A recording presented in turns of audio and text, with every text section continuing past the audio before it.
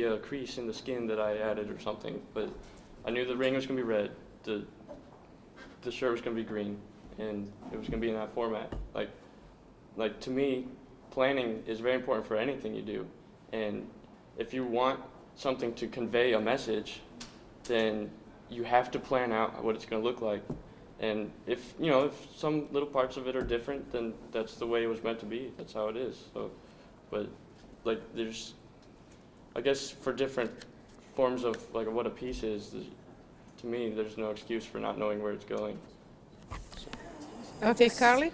Wanted to add that even if you do have a message that you want to convey, and you get it perfect, like Conan was saying, like you get it just the way you want it to look, and just you think it says what you want it to say, you can get 10 different people to look at it, and they can all see something different, completely different from it, and it could relate to what they're going through in their life or the things that are around them. But I just think it's really interesting that no matter how much you plan or how well you know what you want to say, you get different people together and they all see something different from the same thing.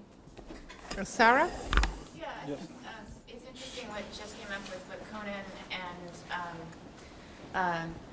and Joanne were talking about. That's kind of the yin and the yang of art. There's the formal and then the conceptual. And what I'm wondering is, how do you guys, in your own work, how do you recognize when to use what? Or have you recognized when to use what? When do you step back and formally analyze something? When do you bypass your brain and just go with the conceptual? Or are you still struggling with that? Yeah, for me, it all depends on what exactly I'm doing. Like if I'm trying to like do something for a professional client, so then I have to do something based on the information the person gives me, and I have to like present it in a way which is going to be more appealing to that person. Or if I'm like, I took a class this semester, I was supposed to do like a illustration. We were given a particular article, we were supposed to do the illustration. I saw what other of my classmates were doing, but I just decided to do something different. Try to put in more seriousness and more, so that once you look at the art piece, you'll be like, I do beyond what I was expected to do.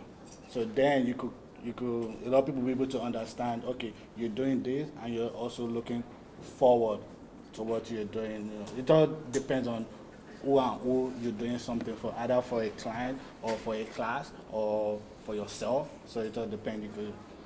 You could be a judge of that. So. Thank you, Osman. Do you want to comment? Someone? I do. For knowing where to go, it would all you just refer to the basics, so like basic design. Like I had a basic design class with Sarah over here, and that's actually really helped in everything that I've done, because then I can know with a more intelligent base of how to compose something, where to put something, and why it would be good in that place. So, and then even like with color theory, like there's red and green are complementary colors, that's why they're chosen. So it's part of learning the basics that assist in the overall quality of the work. We have only 5 minutes more, and I would like to ask one question. Probably we shall not elaborate, but at least to begin. As a future artist, what are your plans? Who? Stan? I don't necessarily have one concrete plan. There's a lot of things I'd like to do. One of the main ones I'm working on now is that I would like to become a graphic designer for finance. That's what I want to do to make money. Just because I think that'd be something I'd really like to do. But on top of that, I also want to be able to make my own artwork in the future, just for myself, maybe for friends and family, perhaps even to get into a gallery someday. And I have also myself just thought about maybe getting a master's someday in teaching. But there's a whole bunch of directions I'd like to go in, and like art in itself, it's something that's a little unpredictable, and I hope I can figure something out down the line. Thank you. Jamie? Well, after I finish here at Prince George's, I'd like to continue on with art, hopefully go to an art school and one of my dreams is to become an art teacher. I love to teach. I'm a swim coach for Northwestern High School, and I love working with people and helping them understand what I know. And sometimes you got to break it down, like you said, in dumb terms. But if it makes someone understand something, you feel so much better, that you're helping them learn. So I would like to become an art teacher, and Good. that's what I have to say. Aiden?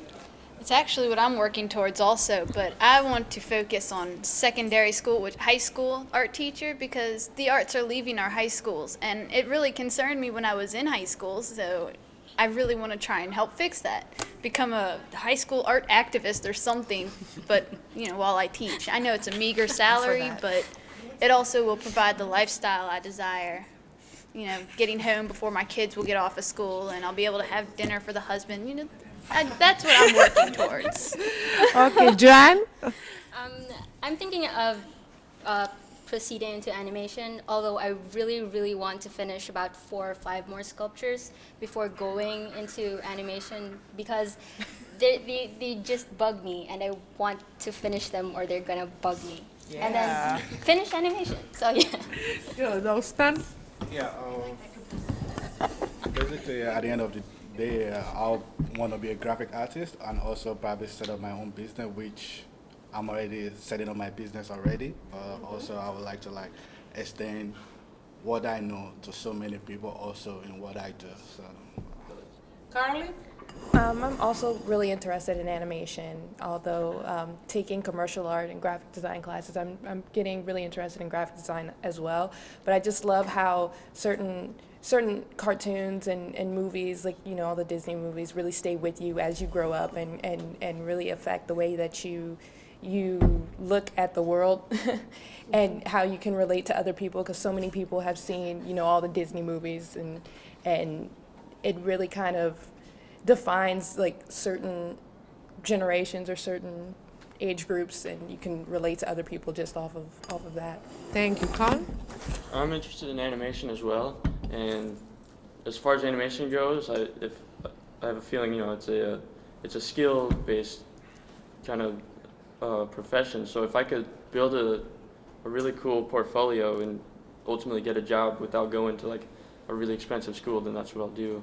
But if the plan right now is to save up a bunch of money and take a trip to Europe or something to just broaden myself as a person and really get out of just one place. And then after I get back from a trip, then that's when I can decide if I have what it takes to actually get a job, or if it's really necessary to go to an art school to learn something that I probably won't use. Thank you very much. I'm very impressed with our students. I can tell you I'm really impressed with your eloquence and inspiring discussion that you gave us today. And I want to thank to everybody in this audience for being present with us. I would like to continue our panel for an additional hour, but our time unfortunately expired.